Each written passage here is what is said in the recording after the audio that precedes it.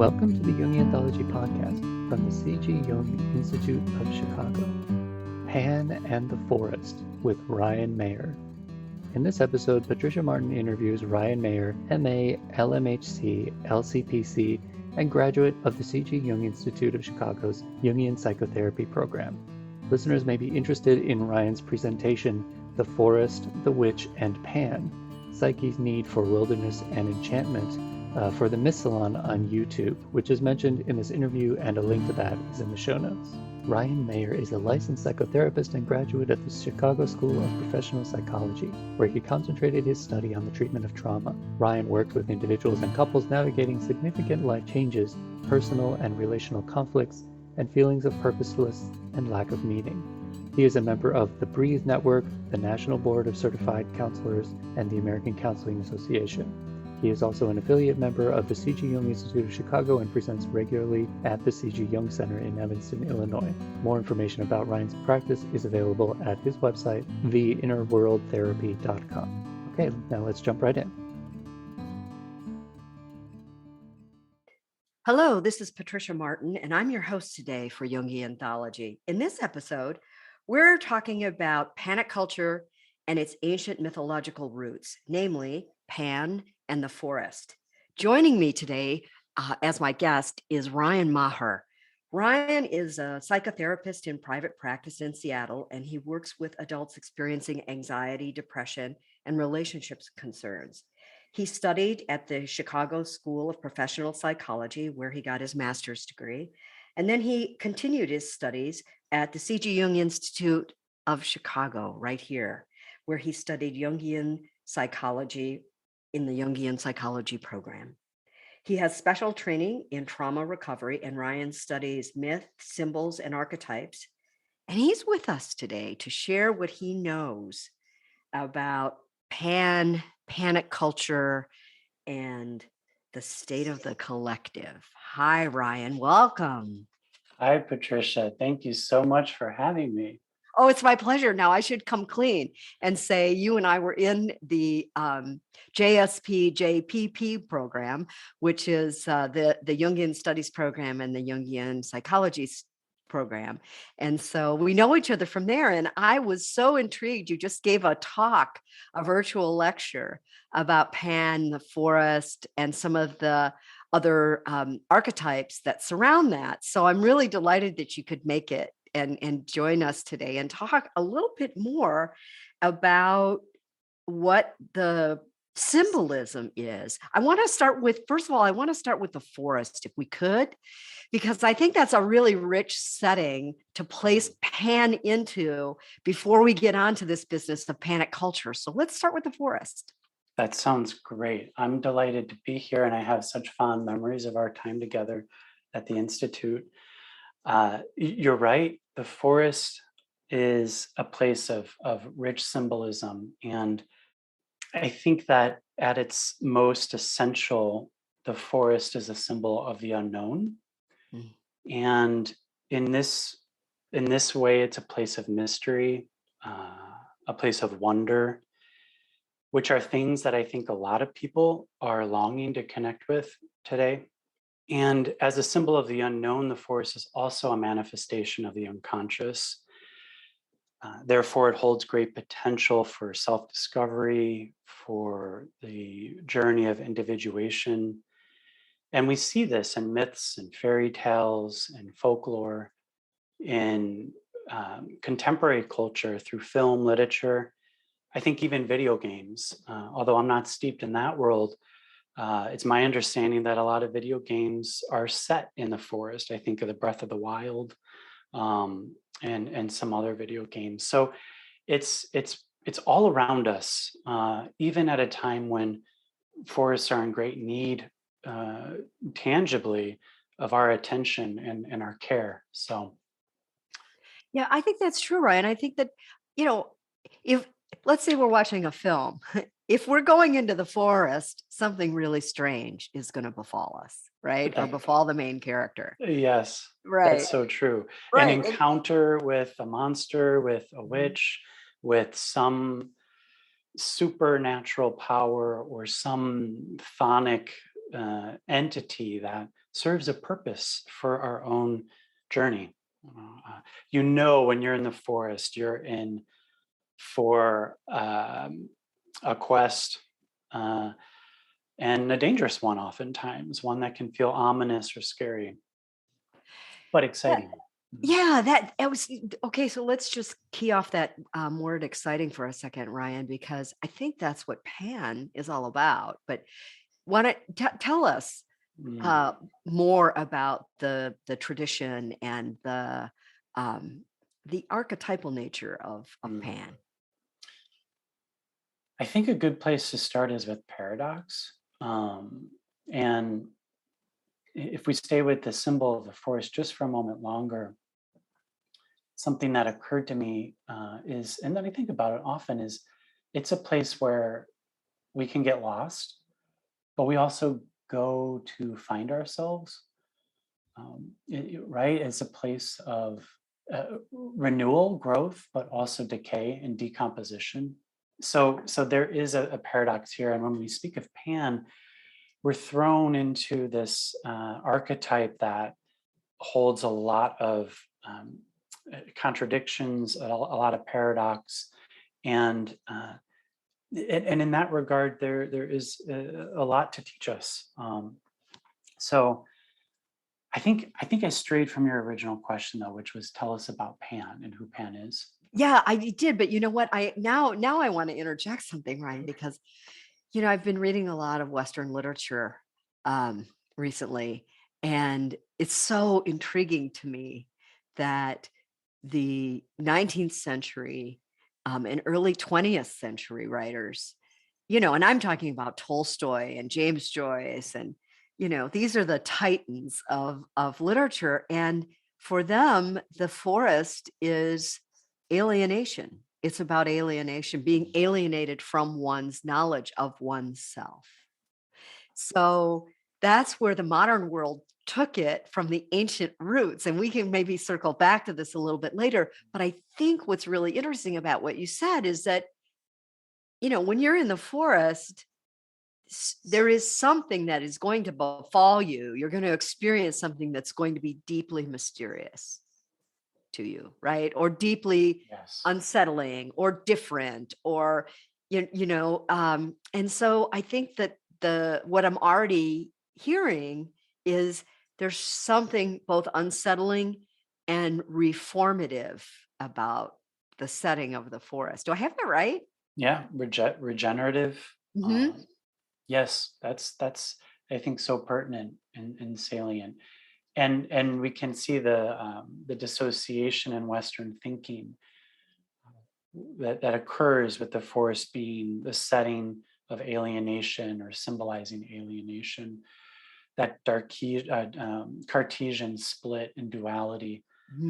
And I think it's important to mention that indigenous cultures don't see it that way.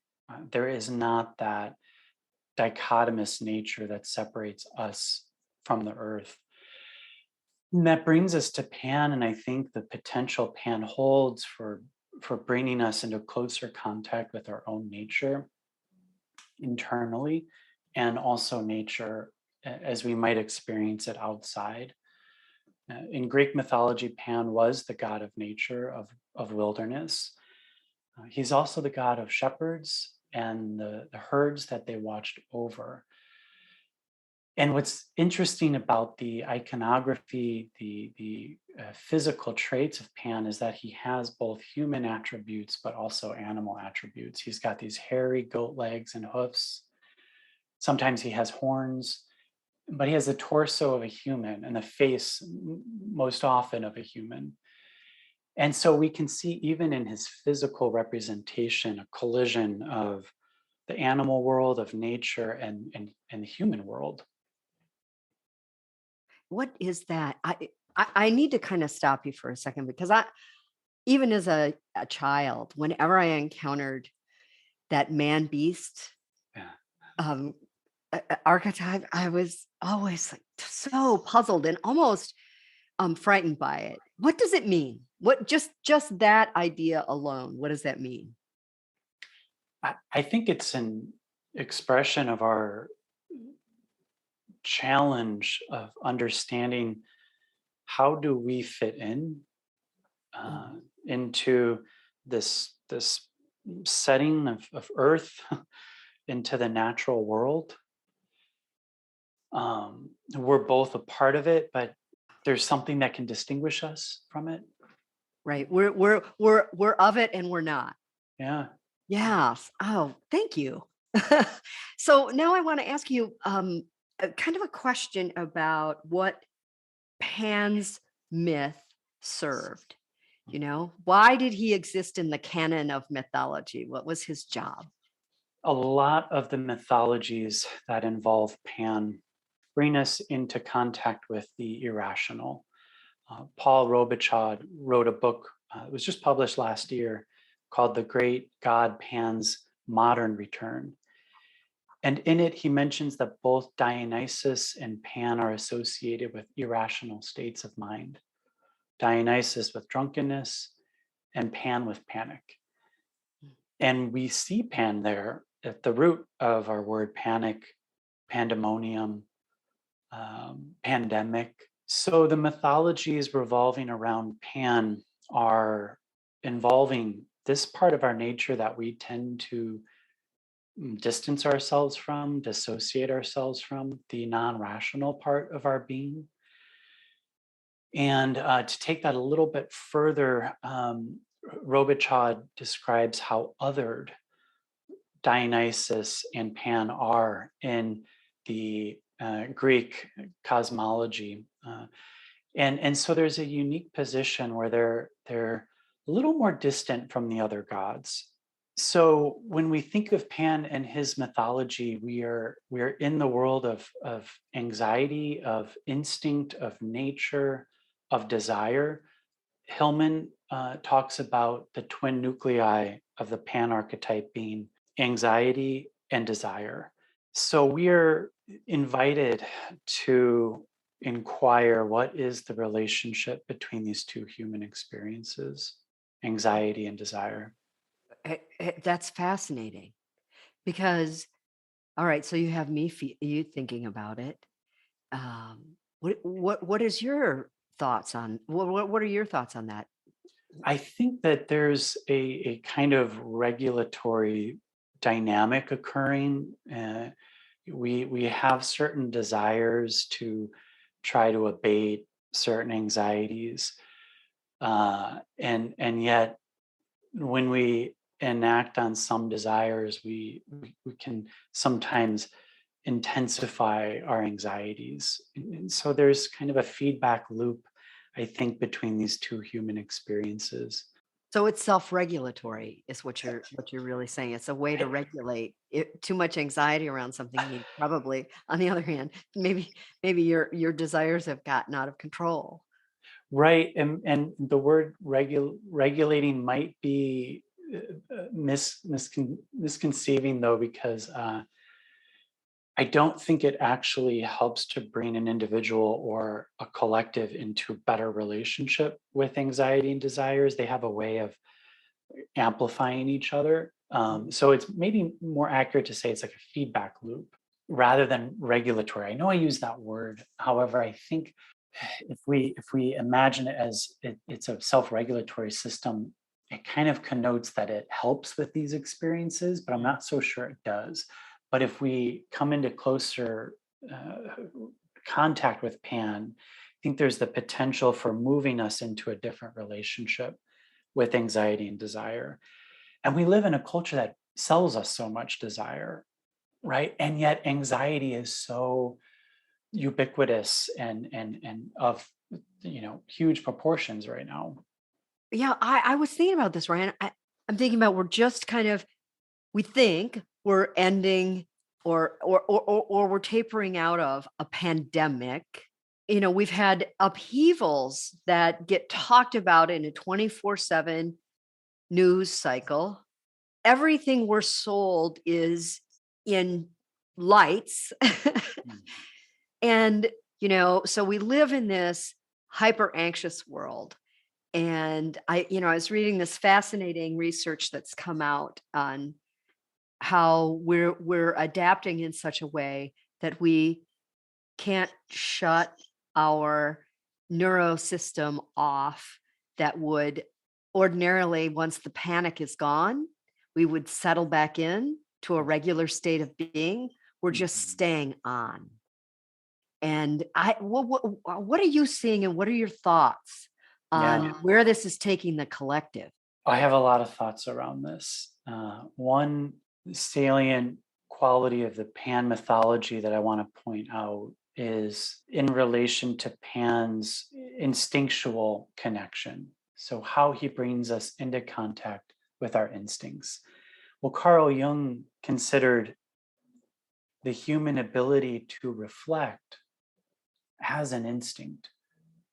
And Mm. I always thought that was so revolutionary, such a revolutionary way to think about the human capacity to reflect, that it's an actual instinct.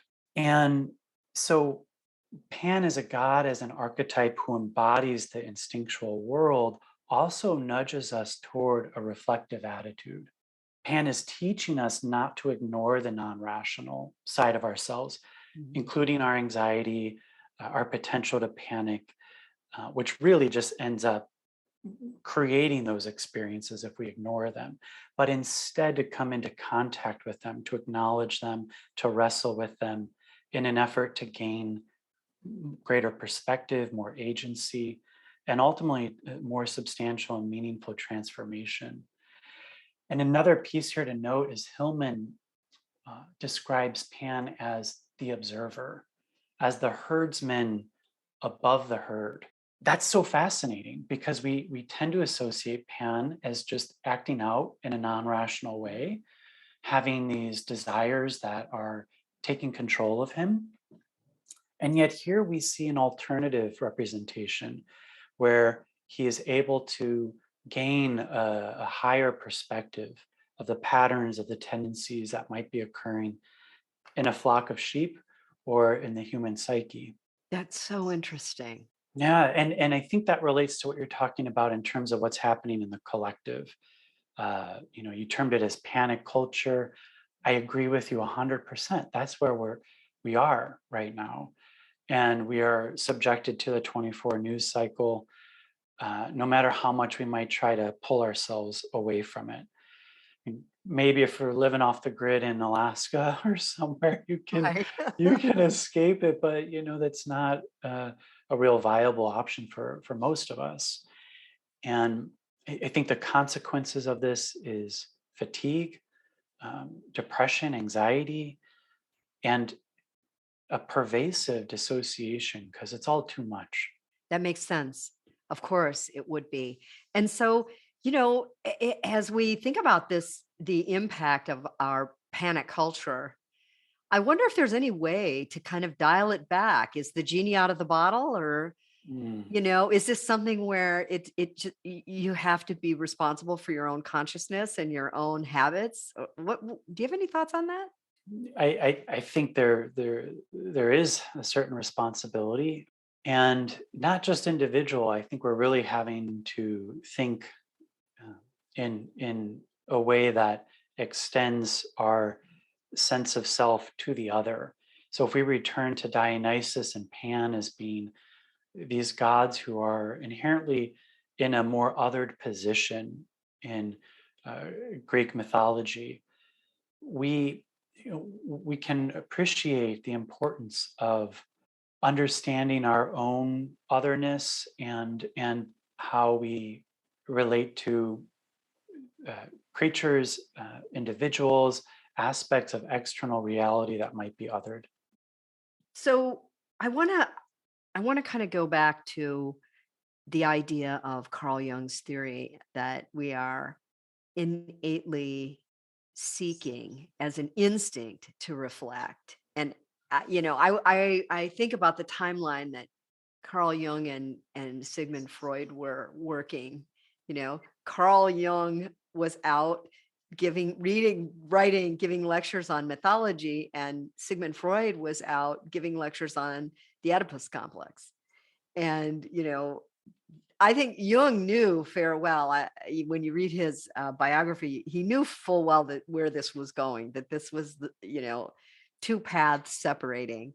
Mhm. And so it was, but I think in taking the choice to look at mythology, it was a very specific choice for Carl Jung.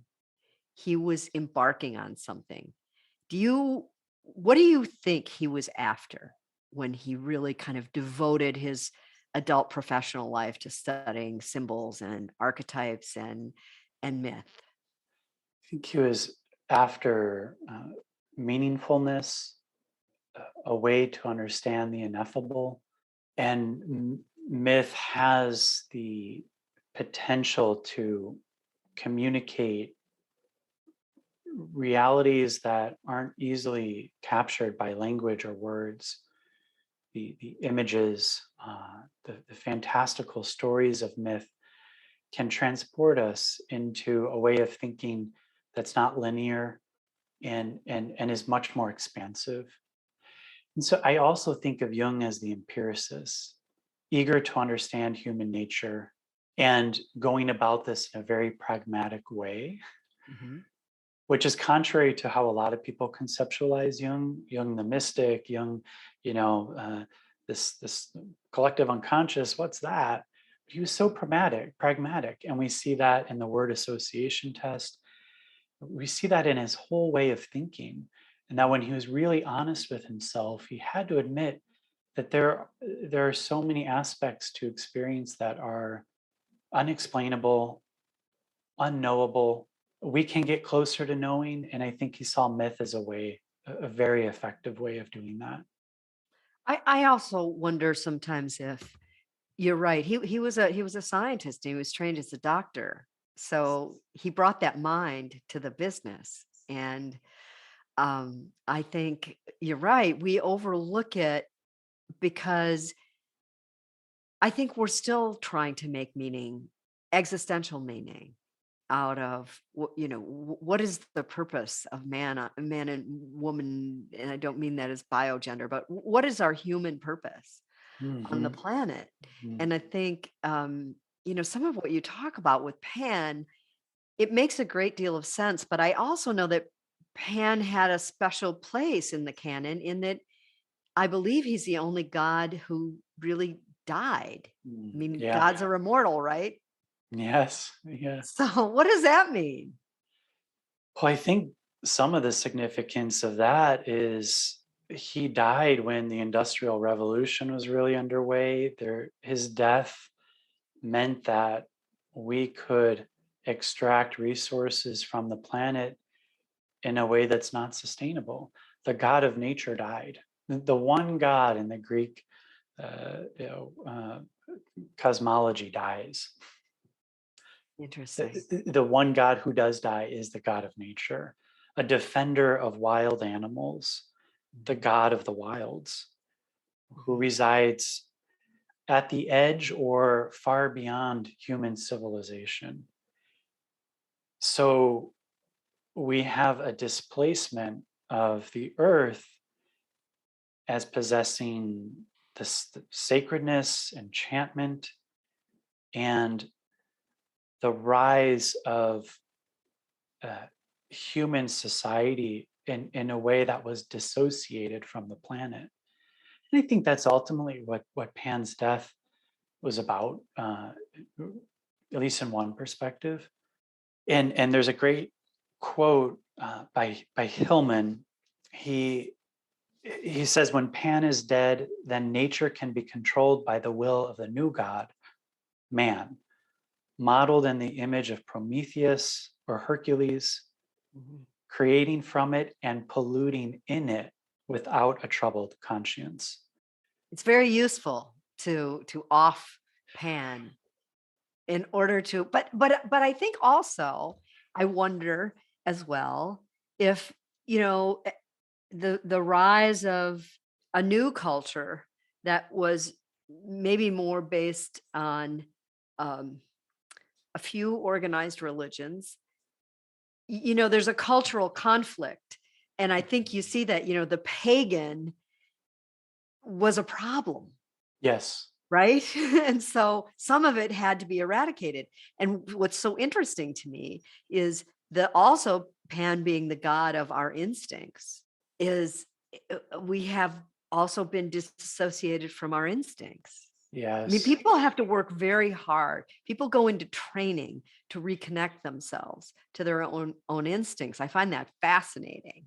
That's so true, Patricia. Their own bodies, there becomes a shame around the instinctual side of our being, in Right. such an intense shame that we dissociate from it.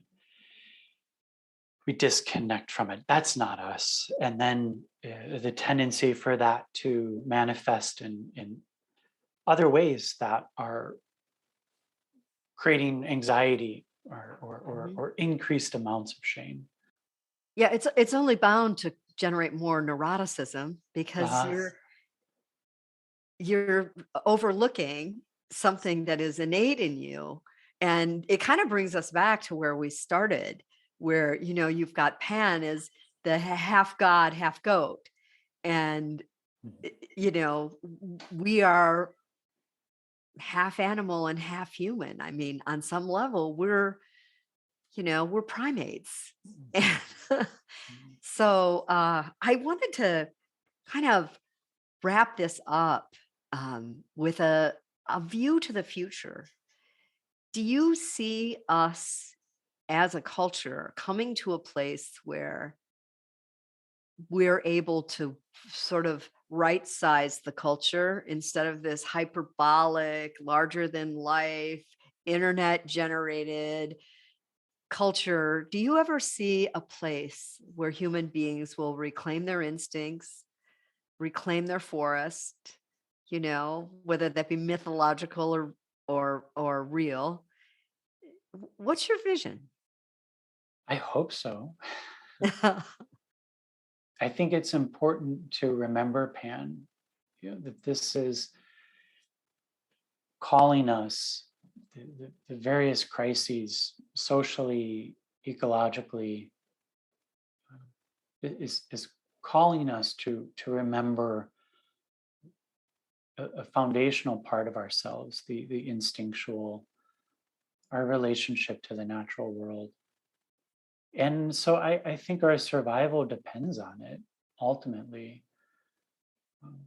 I think we have a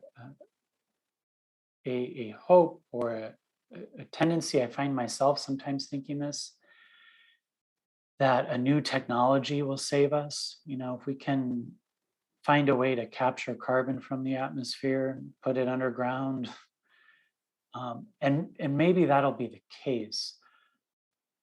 But that occurring at the exclusion of a deeper relationship with our animal nature, our instinctual side, I don't think that's going to get us to where we ultimately need to be.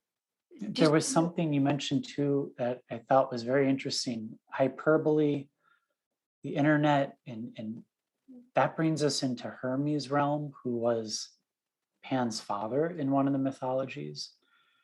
And Hermes is this, right, a trickster god, the god of messages. And so what kind of messages are we connecting with? Are we receiving misinformation, too much information? Hermes is very, very constellated alongside Pan, I think. Don't mean to take us to open a door to another subject matter here, but that came to mind as well. Maybe you're opening the door to another conversation, Ryan, that we can have again. It's been a delight to have you on Jungian Anthology, and I ask everyone this question as we wrap up: what's next for Ryan Maher? Well, right now I'm working on writing an article that I hope to publish pertaining to what we've talked about today. So I'm still diving into Pan, nature, psyche. And I'm also really eager to research and explore more fully how we understand depth psychology as a very effective way to helping and treating trauma. I think there's not a lot of appreciation for how efficacious depth psychologies are in the trauma world, and you don't really see much of it in the trauma literature. So I'm eager to engage with that. What a great professional mission, Ryan. Congratulations on your work. We'll post some links to your practice and to your lecture on Pan, because I'm sure people will want to really actually click in and listen to everything you had to say about the forest and Pan and some of the other archetypes. It's been wonderful to have you, and we look forward to having you back again to talk maybe about Hermes and maybe about another god. Oh, I would love that. Thank you, Patricia. Thank you. It was great. It was.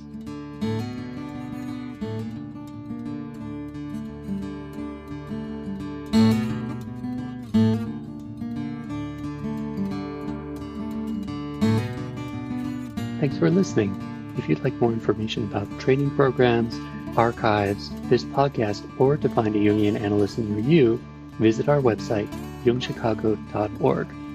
Thank you to our 2021 donors who gave at the contributing member level or above: the Arlene M. Feiner Trust, Barbara Anand, Arlo and Rena Compan, Judith Cooper, Kevin Davis, George J. Didier, Mary Doherty, Carl and Patricia Greer, Ryan Maher, Patricia Martin, Boris Matthews, Sue Rosenthal, Diane Sherwood, Debbie Stutzman, Lawrence Chad Tingley, Alexander Wayne and Lynn Kopp, Gerald Weiner, and Ellen Young.